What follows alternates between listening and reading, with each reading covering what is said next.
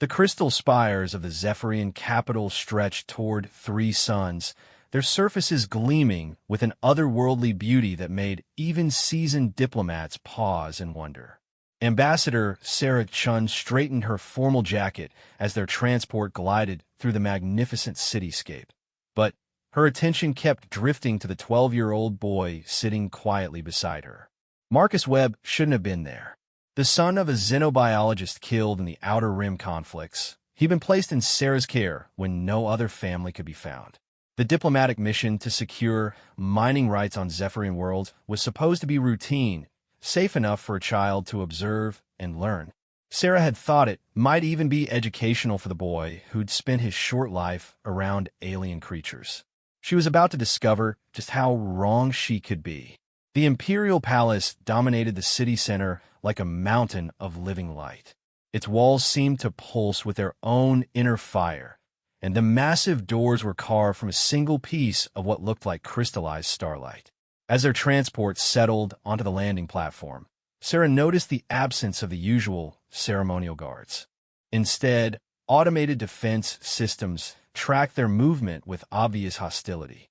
"They're not very welcoming," Marcus observed quietly, his dark eyes taking in every detail of their surroundings. "The Zephyrians value strength above all else," Sarah explained as they disembarked. "They see diplomacy as a sign of weakness. We need to be very careful here."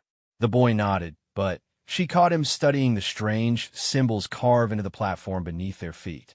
Marcus had always been unusual that way, noticing things others missed, especially when it came in non-human cultures and their creatures. His father had called it a gift.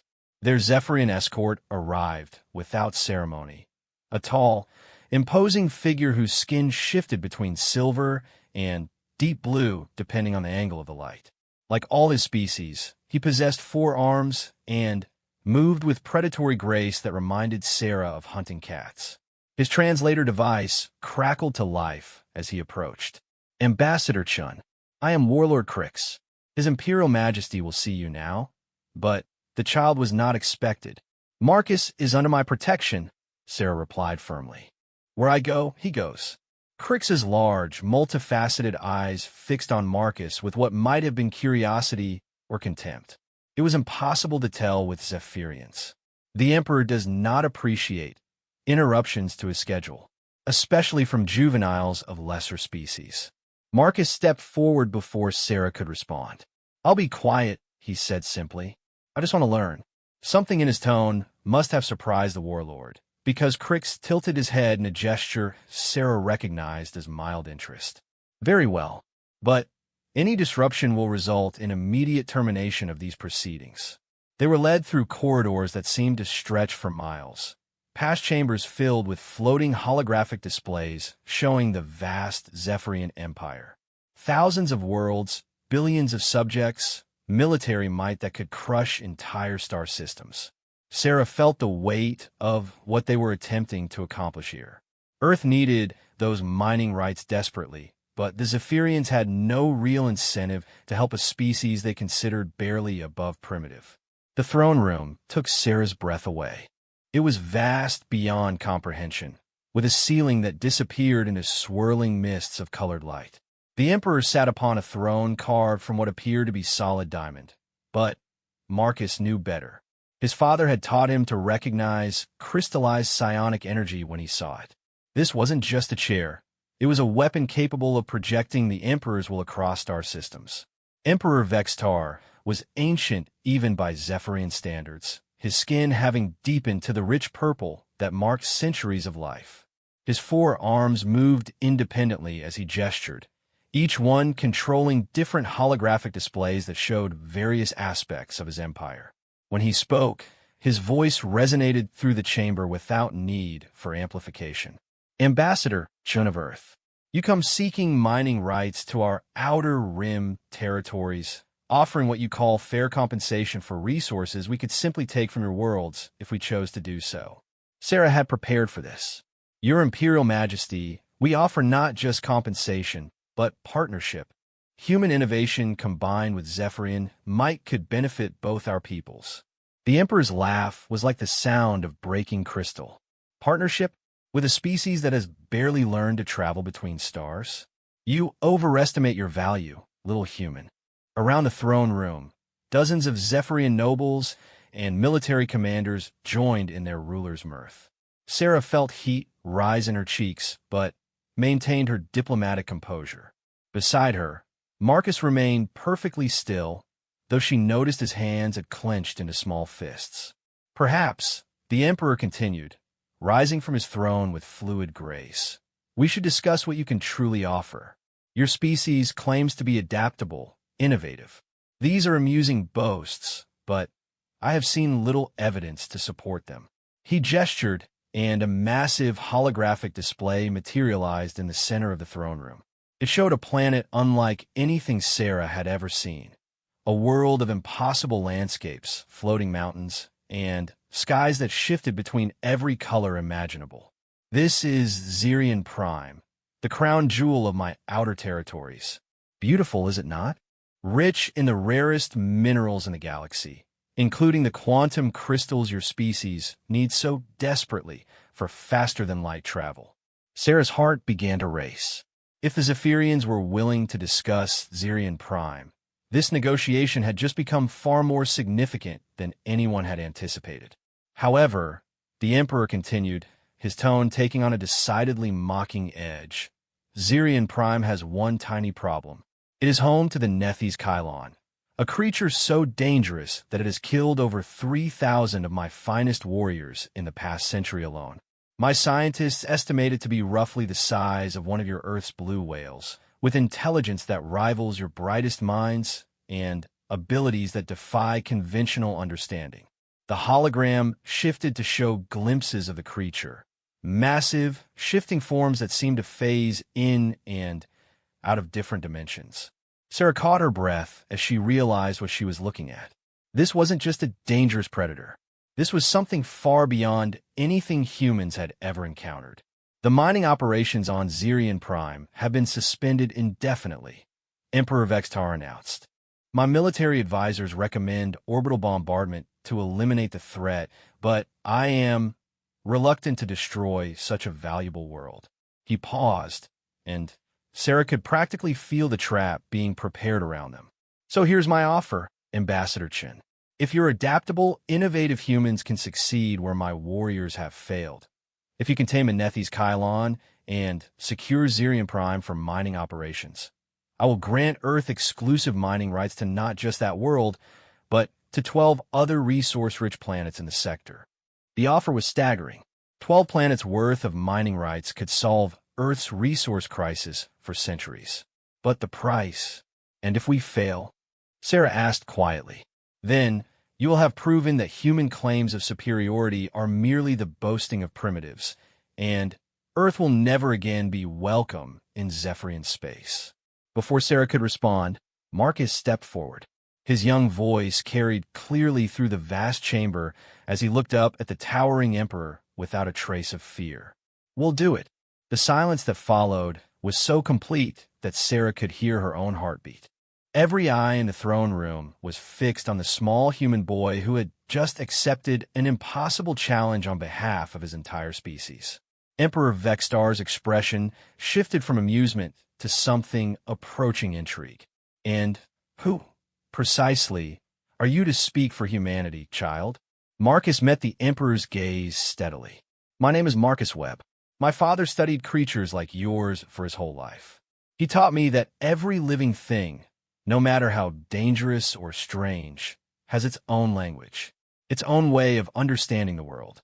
He paused, and when he continued, there was something in his voice that made even the Emperor listen carefully. You say your warriors couldn't tame this creature because they tried to conquer it. But maybe what it needs isn't a conqueror. Maybe it needs a friend. The Emperor stared at Marcus for a long moment, then threw back his head and laughed, a sound like crystal wind chimes in a hurricane. A friend. Oh, this is rich beyond measure. Very well, young Marcus Webb. I accept your proposal. You have one standard month to reach Xerion Prime and accomplish what 3,000 of my finest could not. He leaned forward on his throne, his ancient eyes glittering with malicious anticipation. But Understand this, child. When you fail, as you surely will, the consequences will extend far beyond your own short life. The future of your entire species rests on your ability to befriend a creature that exists beyond mortal understanding. Sarah felt the blood drain from her face as the full weight of what had just happened settled over her. Marcus had just committed humanity to an impossible task, with the fate of Earth itself hanging in the balance. But when she looked at the boy, she saw something in his expression that surprised her. Not fear, not doubt, but a quiet confidence that seemed far older than his 12 years. Marcus Webb had just declared war on the impossible.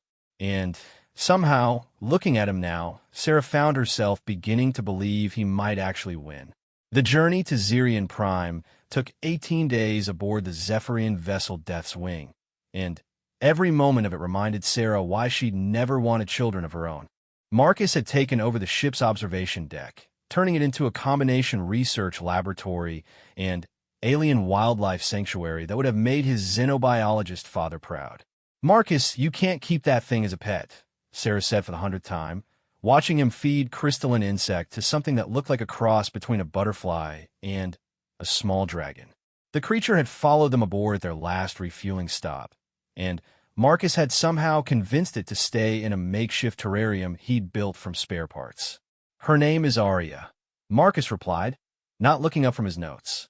"And she's not a pet. She's helping me understand how energy-based life forms communicate." The boy had spent every waking moment studying the files on the Nethys Kylon, cross-referencing them with his father's research on xenobiological communication patterns. What he'd discovered was both fascinating and terrifying. "The Zephyrians have been approaching this all wrong," he explained to Sarah as she joined him at the observation window. Zirian Prime hung before them like a jewel against the stars, its surface shifting through impossible colors that hurt to look at directly. They see the Nethys Kylon as a monster to be conquered. But look at the attack patterns. He brought up a holographic display showing the locations of every encounter between Zephyrian forces and the creature. It's not randomly aggressive. Every attack happened near specific geological formations, sites where mining operations would cause maximum environmental damage. Sarah studied the data with growing amazement. It's not defending territory, it's defending the planet itself. Exactly. The Nethys Kylon isn't a monster. It's Zirian Prime's immune system. Captain Thexmal, their Zephyrian escort, had been listening from the doorway. His translator crackled as he spoke. "Interesting theory, human child. But theories do not survive contact with reality. That creature has torn apart battle cruisers with its bare hands. It can phase between dimensions at will. Your father's research on primitive beasts will not help you against such power." Marcus turned to face the captain, and Sarah was struck again by how steady his gaze was. "My father taught me that there's no such thing as a primitive beast, only incomplete understanding." The captain's skin shifted to a darker shade of blue, a sign of skepticism among his people. "We shall see how long your understanding lasts when you face the Kylon in person." As their ship descended toward Zirian Prime's surface, Sarah could see why the Zephyrians coveted this world. The planet's crust was rich with quantum crystals that formed natural energy networks, creating the floating mountains and impossible landscapes visible from orbit. The very air shimmered with potential energy that made her skin tingle. Their landing site was a Zephyrian military outpost built on one of the few stable landmasses, surrounded by energy barriers and enough firepower to level a small city. General Kexrin, the outpost commander, met them at the landing pad with the kind of expression usually reserved for funeral arrangements. "So you are the humans who think they can succeed where my warriors have failed," he said without preamble. His four arms gestured dismissively as he spoke. "I have lost good soldiers to your foolishness, Ambassador. 3 scouting parties have disappeared in the past week alone." "Where were they lost?" Marcus asked quietly, the general's multifaceted eyes fixed on the boy with obvious irritation. "The Western Resonance Fields. The creature has been increasingly active there since we increased our geological surveys." Marcus nodded as if this confirmed something he'd already suspected. "Can you show me the survey data?" I will not waste military intelligence on a child's fantasies. Before the situation could escalate, Sarah stepped forward. General, we're all on the same side here. The sooner we can resolve this situation, the sooner your people can return to mining operations. Surely sharing the data serves everyone's interests. General Kexrin was clearly struggling between his desire to dismiss them entirely and his orders to provide support. Finally, he gestured toward the command center. Very well, but when your boy is reduced to his component molecules by the Kylon, do not expect sympathy from me. The command center was a marvel of Zephyrian technology, with holographic displays showing real-time monitoring of the planet's surface. Marcus immediately gravitated toward the geological sensors, his young face intense with concentration as he absorbed the data streams. There, he said after several minutes, pointing to a complex pattern of energy readings. The Nethys Kylon appears whenever these resonance frequencies spike. It's not random at all. Sarah looked at the data, but couldn't make sense of the patterns. What are you seeing? The planet is alive, Marcus said simply. Not like biological life, but as an energy-based consciousness. The quantum crystal networks form a kind of nervous system, and the Nethys Kylon is its way of protecting itself from damage. General Kexrin's skin shifted to an even darker shade of blue. Preposterous. Planets cannot be alive. Why not? Marcus turned to face the general with the kind of innocent curiosity that could be devastating in the right circumstances. Your own people exist as energy patterns in crystalline matrices. Why couldn't a whole planet do the same thing, just on a larger scale? The question hung in the air like a challenge. Sarah could see the general struggling with the implications. If Marcus was right, then the Zephyrians hadn't been fighting a monster. They'd been torturing a living world. Even if your theory were correct, the general said finally, it changes nothing. The Kylon has killed my soldiers. It must be stopped, or talked to, Marcus suggested. The silence that followed was broken only by the hum of monitoring equipment. Finally, Captain Thexmal spoke. And how, exactly, does one talk to a creature that exists partially outside normal space-time? Marcus smiled for the first time since they'd arrived. Very carefully. Over the next 6 hours, Marcus worked with the outpost's technical staff to modify a standard communication array. What he was attempting had never been tried before. Establishing contact with a being that existed across multiple dimensions using a combination of electromagnetic frequencies, quantum resonance patterns, and something he called harmonic empathy.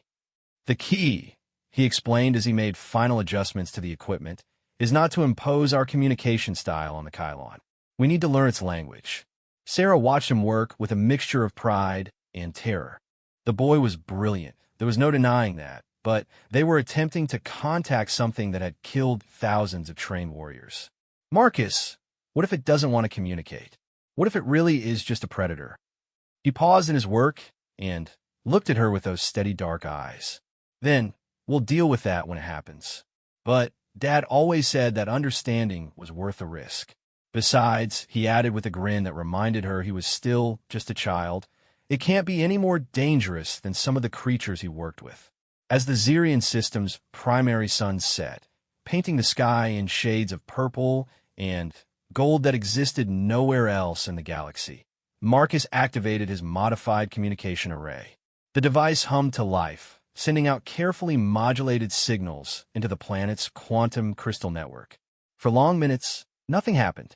Then, the monitoring equipment began registering massive energy fluctuations from the western resonance fields. General Kexrin immediately ordered his forces to combat readiness, but Marcus held up a hand.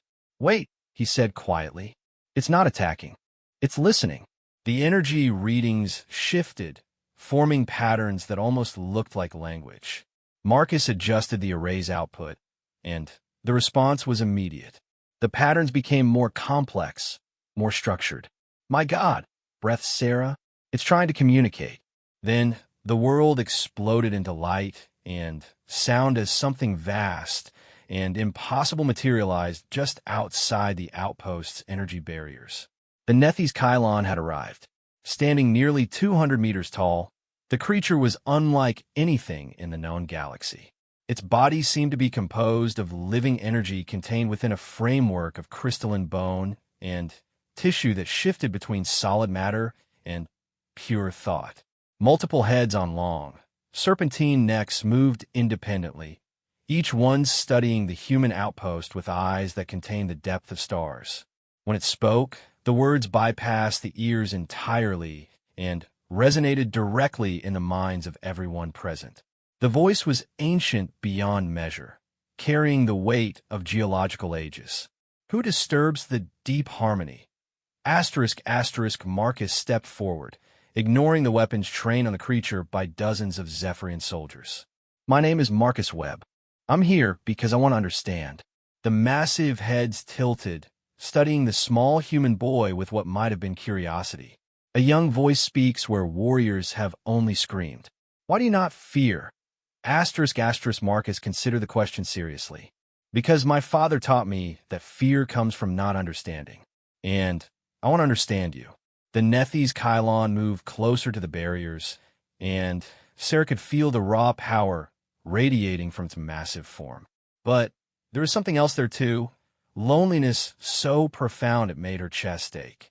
For countless cycles, the Crystal Singers have torn at Zirian's flesh, seeking only to devour. They do not hear the planet's song. Do you hear it, small one? Marcus closed his eyes and extended his senses the way his father had taught him, reaching out to feel the life around him.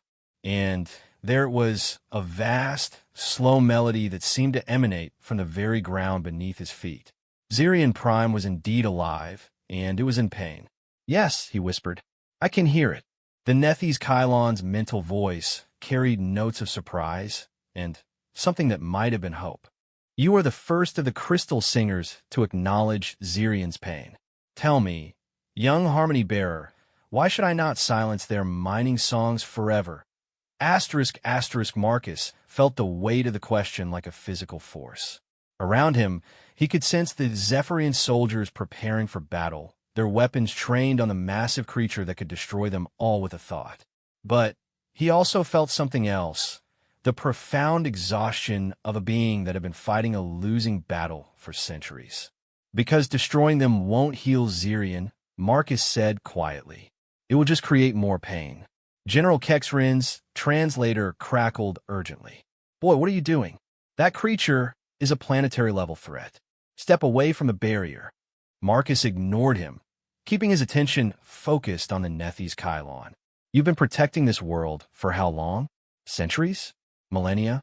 Since the first Crystal Singers arrived and began their crude excavations. They saw only resources be exploited, not a living world be cherished. And you've been fighting alone all this time. It wasn't a question. Marcus could feel the creature's isolation like a cold wind. That's why you're tired. That's why you're growing more aggressive. You're losing hope. The massive heads moved closer to the energy barrier, and for a moment Sarah thought they were all about to die. But there was no aggression in the gesture, only curiosity. You speak truths that the Crystal Singers cannot comprehend. But understanding does not heal wounds. Zirian grows weaker with each passing cycle. The deep harmony falters.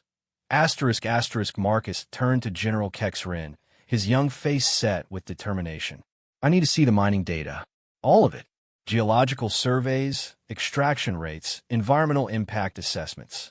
Absolutely not, the general snapped. Military intelligence remains classified. Then Zirian Prime dies, Marcus said simply. And the Nethys Kylon will make sure your people never mine another crystal in this sector. The standoff stretched for several heartbeats before Captain Thexmal stepped forward. General, perhaps we should consider the child's request.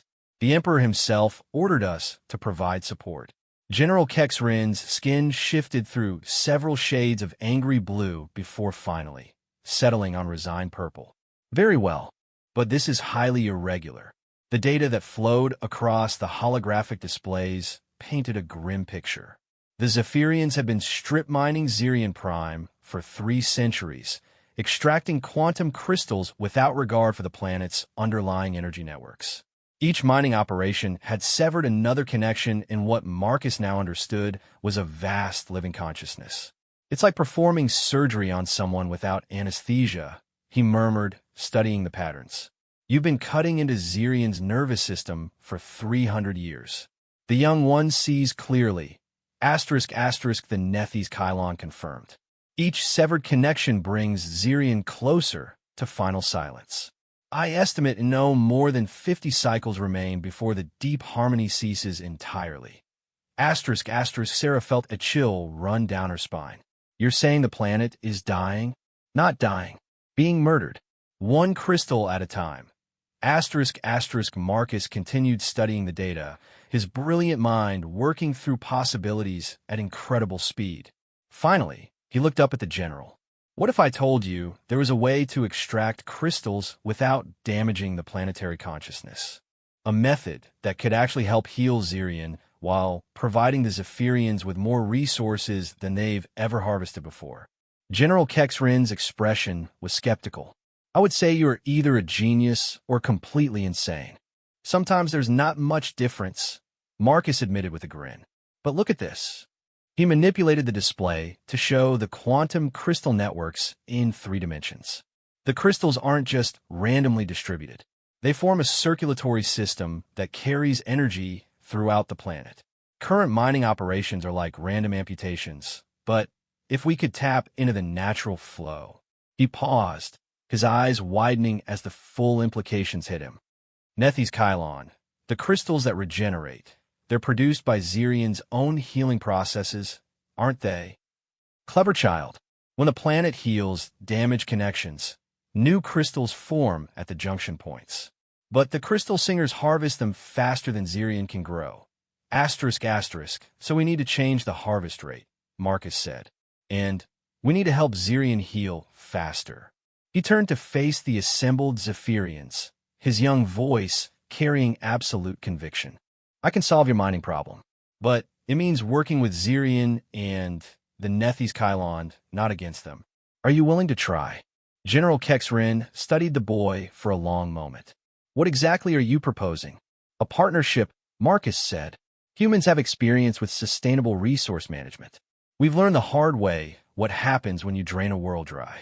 Combined with Zephyrian technology and the Nethys Kylon's understanding of Zirian's needs, we could create a mining operation that actually strengthens the planet instead of weakening it. The silence that followed was heavy with possibility. Sarah could practically see the general's mind working through the implications. If Marcus was right, this could revolutionize resource extraction throughout the Empire. The Harmony Bearer speaks of healing instead of harvesting. ***, the Nethys Kylon observed. But can the Crystal Singers learn such wisdom? That's up to them, Marcus replied. But I think they're smarter than they've been acting. General Kexrin's skin shifted to a thoughtful shade of green. Explain your methods, human child. If this partnership is possible, I must understand how it would function. Marcus walked to the holographic display and began highlighting specific crystal formations. First, we stop all extraction in the primary network nodes. Those are like Zirian's major organs. Damaging them causes cascading failures throughout the system.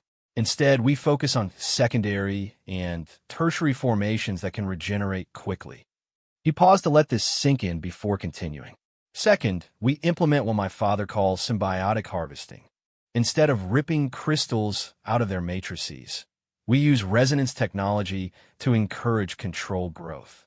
The crystals grow larger and more pure, while the planet's networks remain intact.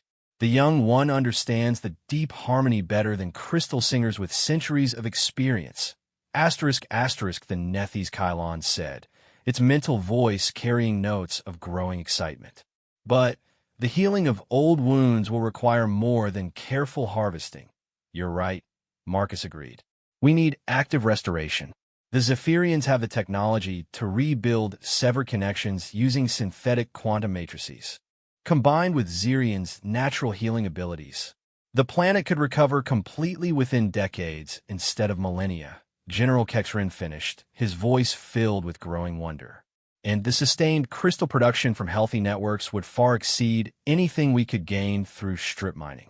For the first time in 3 centuries, I feel hope for Zirian's future, ****, the Nethys Kylon said. But hope requires trust. Can the Crystal Singers be trusted to honor such an agreement? ****, this was the crucial moment, and Marcus knew it. Everything depended on his ability to build a bridge between 2 species that had been locked in deadly conflict for 300 years. Trust has to start somewhere, he said quietly. The Zephyrians need resources to maintain their empire. Zirian needs healing to survive. And you need partners who understand that some things are worth protecting. He looked directly at General Kexren. The question is whether you're brave enough to try something that's never been done before. Something that could make the Zephyrian Empire the greatest force for positive change the galaxy has ever known. The general's 4 arms moved independently as he considered the proposal. Finally, he spoke. I lack the authority to approve such a fundamental change in imperial policy. This must go directly to the Emperor. Then, we go to the Emperor, Marcus said simply. All of us.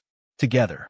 I will accompany the Harmony Bearer to the Crystal Singer's court. ****, the Nethys Kylon announced. If they prove false, I will ensure Zirian's protection through more direct methods. Sarah felt her heart skip a beat.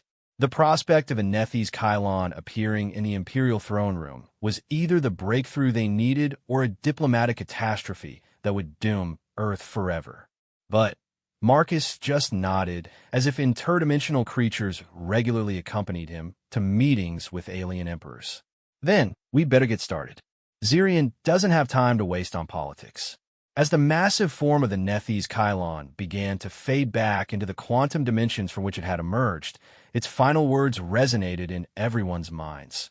The deep harmony watches and waits. Do not disappoint us, young Harmony Bearer. The future of 2 worlds rests in your small hands. ***, Marcus looked at the spot where the creature had been, then turned to face the assembled Zephyrians.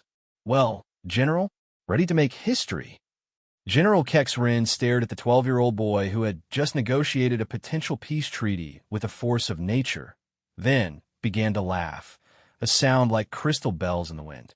Human child, you are either the greatest diplomat I have ever encountered or the most magnificent madman in the galaxy. Either way, I suspect the Emperor will find you very entertaining indeed. As they prepared to return to the capital, Sarah realized that Marcus had done something truly extraordinary. He hadn't conquered the Nethys Kylon or forced it into submission. He had done something far more powerful. He had given it hope. And in a galaxy where hope was often in short supply, that might just be enough to change everything.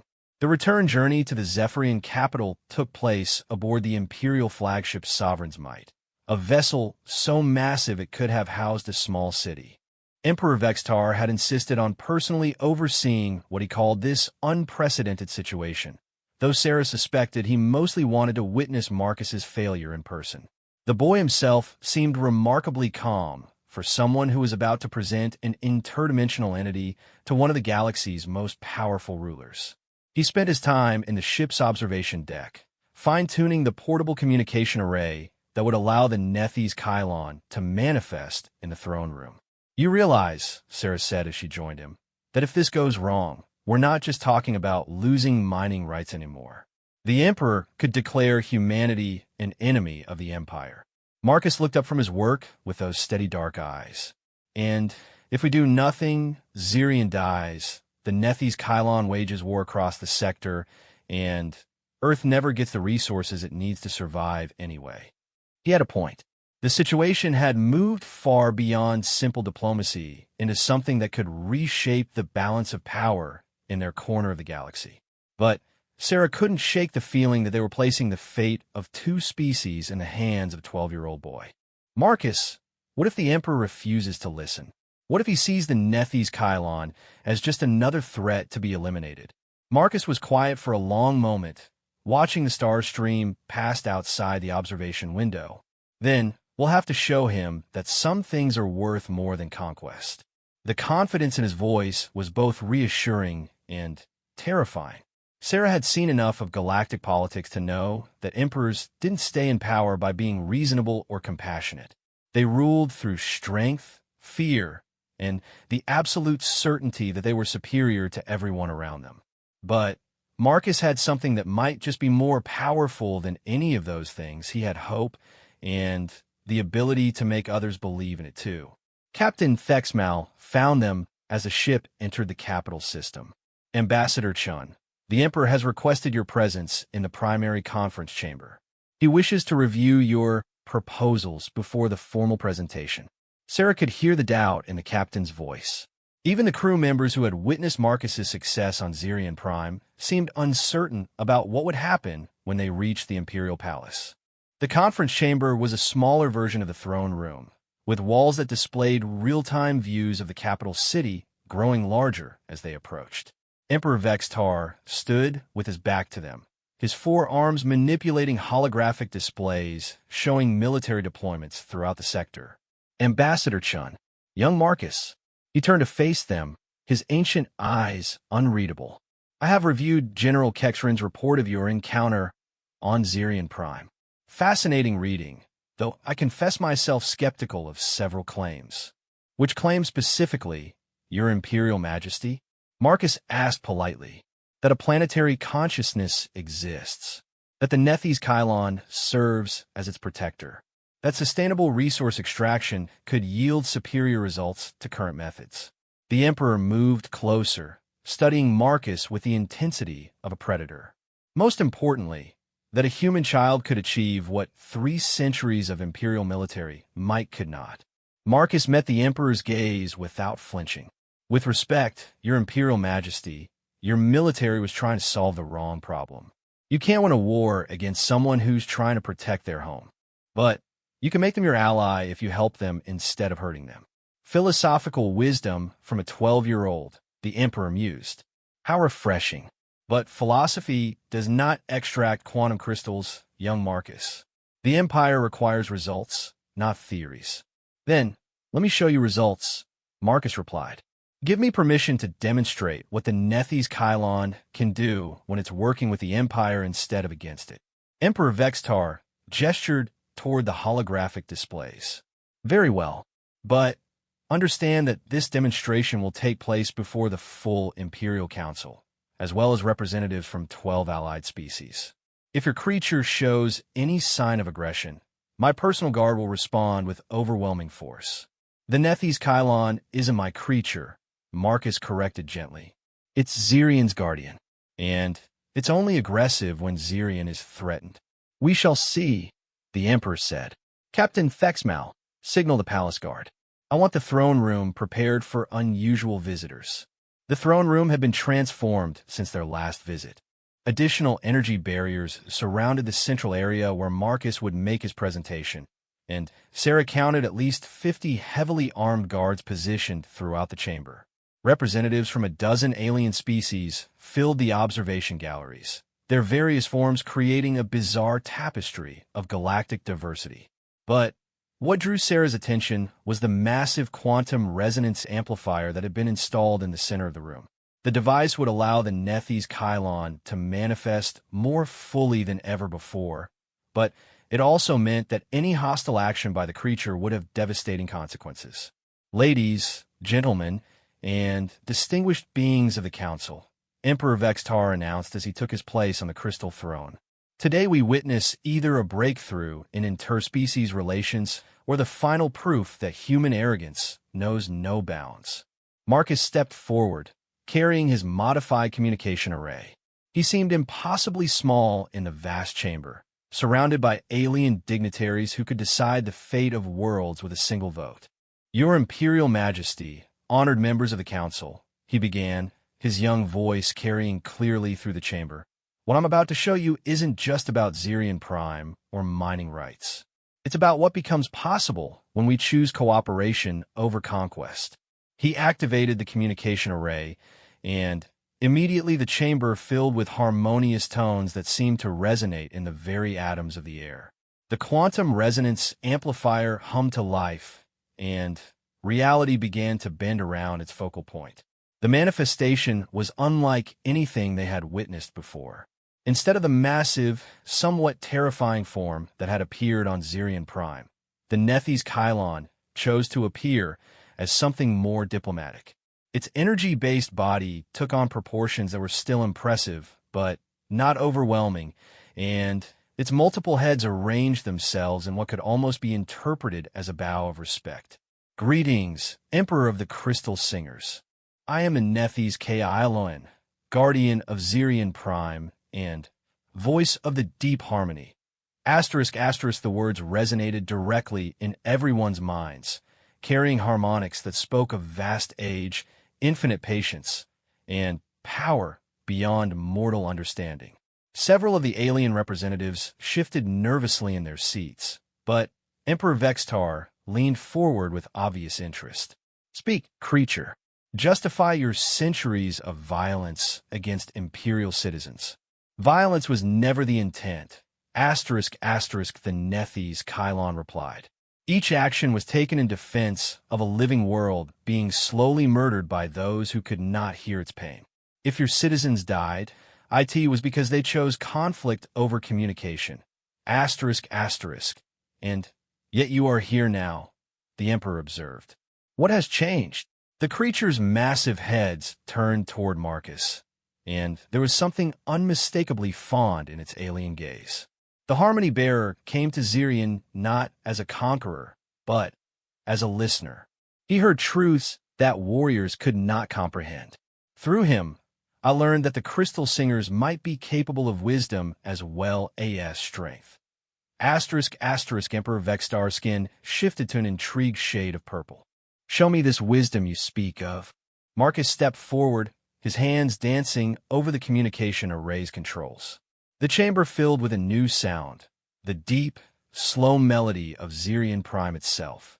It was hauntingly beautiful, like the singing of whales combined with the resonance of crystal formations and the whisper of solar winds. This is Zirian's song, Marcus explained. Every living world has one, but most species never learn to hear it. The Zephyrians' current mining operations are like random hammer blows against a musical instrument. They're destroying something irreplaceable for short-term gain. The melody shifted, becoming more complex as the Nethys Kylon added its own harmonies. Data streams began flowing through the chamber's holographic displays, showing energy patterns, crystal growth rates, and ecosystem health indices in real time. Observe, the Nethys Kylon said, the difference between destruction and collaboration. The first display showed current Zephyrian mining operations, aggressive extraction methods that severed quantum crystal networks and left dead zones in the planet's energy matrix. The second showed Marcus's proposed alternative, careful cultivation of crystal growth that actually strengthened the underlying networks. The sustainable approach yields 40% more crystals over a 50-year period, Marcus explained. But the real advantage is long-term stability. Instead of depleting Zirian's resources, you'd be investing in its continued health and productivity. A voice from the observation gallery interrupted. Theoretical projections are meaningless without practical demonstration.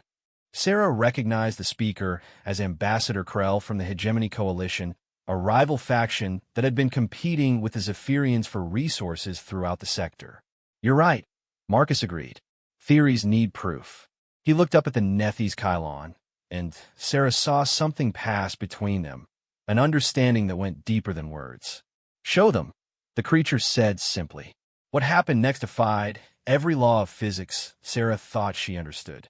The Nethys Kylon's form began to shift and expand, not growing larger, but somehow becoming more real, more present in normal space-time. Energy flowed from its massive body into the quantum resonance amplifier, and suddenly, the chamber was filled with the most beautiful crystals Sarah had ever seen. They weren't just growing, they were singing, their formations creating harmonic frequencies that resonated with the planet song Marcus had shared. Each crystal was perfect, its quantum matrix optimized for maximum energy storage and transmission. This is what becomes possible Marcus said quietly, "when you work with a world instead of against it." The chamber fell silent except for the crystal song. Emperor Vextar rose from his throne and approached the growing formations, his ancient eyes wide with wonder. "These crystals," he said finally, "their quantum efficiency is beyond anything we have ever extracted. The deep harmony creates only perfection. Asterisk, asterisk, the Nethys Kylon confirmed. But such gifts require trust, respect, and the wisdom to nurture rather than exploit." The Emperor studied Marcus for a long moment. "You have accomplished something truly extraordinary, young human. But I must ask, what guarantees can you offer that this partnership will endure? What prevents the Nethys Kylon from withdrawing its cooperation when circumstances change?" Marcus smiled with the confidence that only comes from absolute certainty. "The same thing that prevents any partnership from failing: mutual benefit and genuine respect. The Nethys Kylon wants Zirian to thrive. The Empire needs sustainable resources. And humanity—" He paused, looking around the chamber at all the assembled representatives. "Humanity wants to prove that we're worth having as allies. The Harmony Bearer speaks truth. Asterisk, asterisk, the Nethys Kylon said. But the choice remains with the Crystal Singers. Will you choose the path of wisdom, or will you return to the cycle of destruction that has brought only suffering?" Asterisk, asterisk, Emperor Vextar was quiet for so long that Sarah began to worry he had decided against the proposal. Finally, he raised his forearms in the gesture of imperial decree. "Marcus Webb of Earth," he announced, his voice carrying to every corner of the vast chamber. "By imperial decree, I name you Special Ambassador for Interspecies Relations, with full authority to negotiate partnerships between the Zephyrian Empire and non-traditional allies." He paused, letting the magnitude of the appointment sink in before continuing. "Furthermore, I hereby grant Earth exclusive development rights to the Zirian Prime Project, along with a 12-year contract for sustainable resource extraction across 17 Imperial worlds. In exchange, humanity will share its expertise in environmental restoration and serve as mediator in future conflicts with consciousness-bearing worlds." The chamber erupted in excited chatter from the gallery observers. Sarah felt her knees nearly give out as the full implications hit her. Marcus hadn't just secured mining rights. He had made humanity a major player in galactic politics. But the boy himself seemed focused on something else entirely. "What about the Nethys Kylon?" he asked. "What guarantee do we have for its protection and the preservation of Zirian's consciousness?" Emperor Vextar smiled, the first genuine smile Sarah had seen from him. "The creature that guards Zirian Prime is hereby granted status as Imperial citizen with full rights and protections under Imperial law. Any attack against it will be treated as an act of war against the Empire itself." The Crystal Singer Emperor shows unexpected wisdom. Asterisk, asterisk, the Nethys Kylon observed. "Perhaps this is indeed the beginning of a new harmony." As the formal ceremonies began and legal documents were prepared, Sarah found herself watching Marcus with amazement. A 12-year-old boy had just changed the course of galactic history. But when she looked at him, she realized he wasn't thinking about politics or power or the incredible responsibility that had just been placed on his shoulders. He was listening to Zirian's song and smiling. 1 year later, the transformation of Zirian Prime had become the stuff of legend throughout the galaxy. What had once been a battlefield between the Zephyrian Empire and an unstoppable guardian had become the most productive and profitable mining operation in known space. More importantly, it had become proof that cooperation could achieve what conquest never could. Marcus stood on the observation platform of the new Harmony Research Station, watching teams of humans, Zephyrians, and other species work together to tend crystalline gardens that sang with their own inner light. The Nethys Kylon moved among them like a benevolent giant, its massive form now a welcome sight rather than a harbinger of destruction. "The morning shift reports are in," Sarah said, joining him at the platform railing. In the past year, she had transitioned from ambassador to director of the Joint Human-Zephyrian Cooperation Initiative. Crystal production is up another 12%, and the planetary consciousness readings show continued improvement in all sectors. Marcus nodded, but his attention was focused on something else. In the distance, a group of young Zephyrians were working with human technicians to install new resonance equipment. What struck him was how naturally they collaborated, each species contributing their unique strengths to solve shared challenges. "It's working better than I hoped," he said quietly.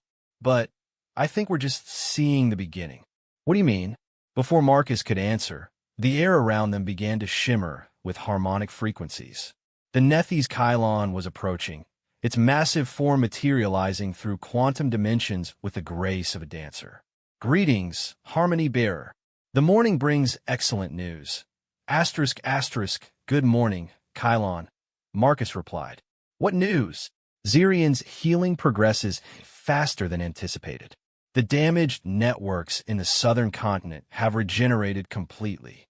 More significantly, Zirian has begun to dream again." Sarah looked puzzled. "Dream? What does that mean for a planetary consciousness? When a world is healthy and content, it creates visions of possibility. New forms of crystal, new energy patterns, new ways of existing in harmony with those who share its surface. Zirian's dreams will benefit all who call this world home." As if summoned by their conversation, General Kexrin arrived on the platform.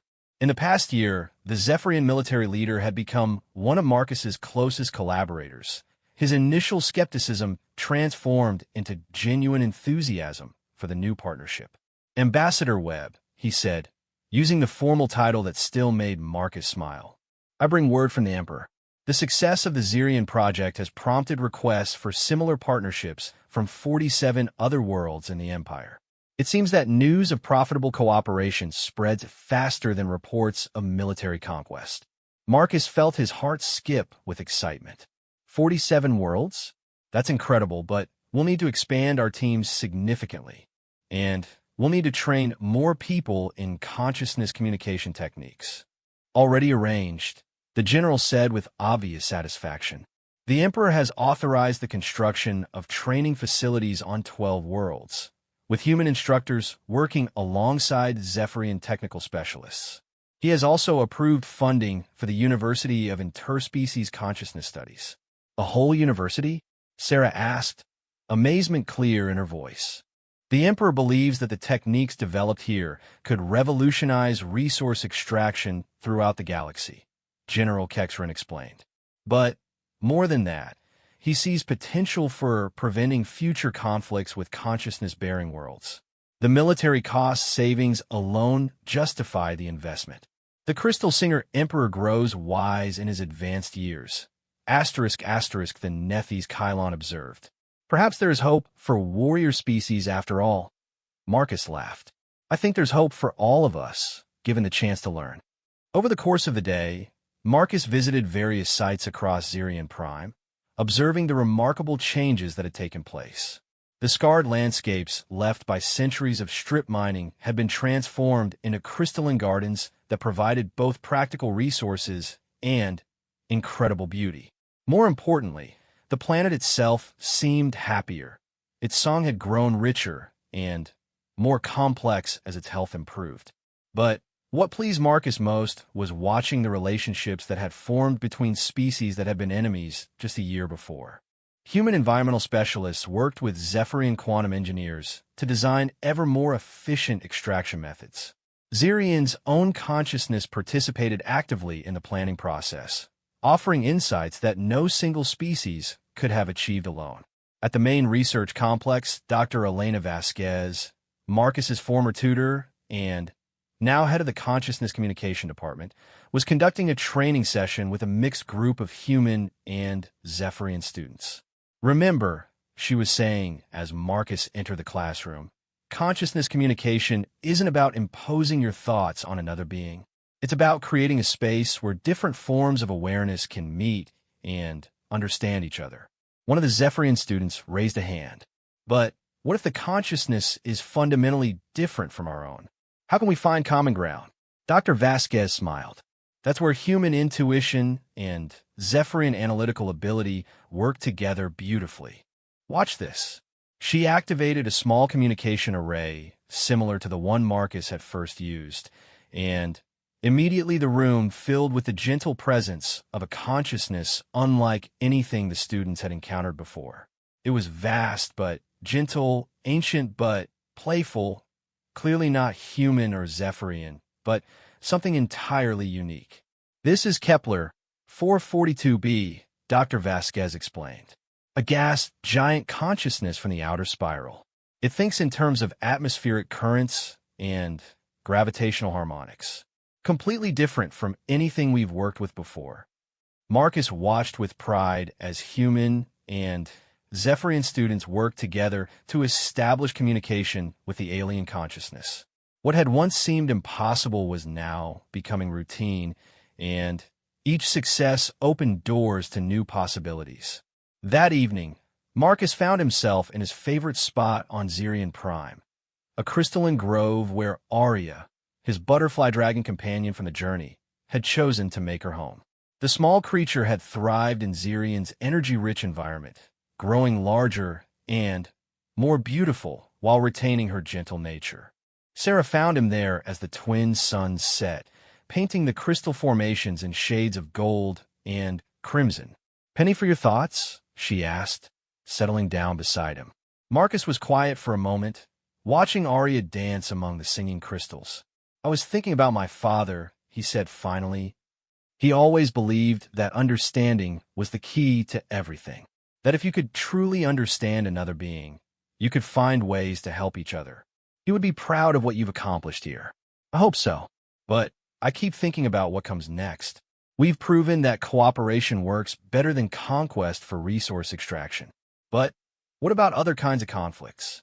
What about species that are fighting over territory or ideology or simple misunderstanding?" Sarah studied his profile in the crystal light. At 13, Marcus had already achieved more than most diplomats manage in entire careers, but she could see that he was still driven by the same curiosity and compassion that had brought him to Zirian Prime. "You're thinking about expanding the program beyond resource extraction," she said, "applying consciousness communication to conflict resolution in general." "Exactly. The Nethys Kylon mentioned yesterday that it's been in contact with guardian consciousnesses on 17 other worlds. Some of them have been in conflict with various species for centuries. If we could help mediate those conflicts, we could prevent wars before they start," Sarah finished. "Marcus, that's ambitious even by your standards." "Maybe, but think about it. How many conflicts throughout galactic history have been based on simple misunderstanding? How many species have fought and died because they couldn't find a way to communicate their real needs to each other?" Before Sarah could respond, the air around them began to shimmer with familiar harmonics. The Nethys Kylon materialized in the grove, its massive presence somehow comforting rather than intimidating. The Harmony Bearer contemplates larger patterns. Asterisk, asterisk, it observed. "This is good. Zirian's healing is nearly complete, but the galaxy contains many wounded worlds and broken connections. Asterisk, asterisk, you've been listening to my thoughts again," Marcus said with a grin. "When minds resonate in harmony, boundaries become permeable. Your father's wisdom grows stronger in you with each passing cycle."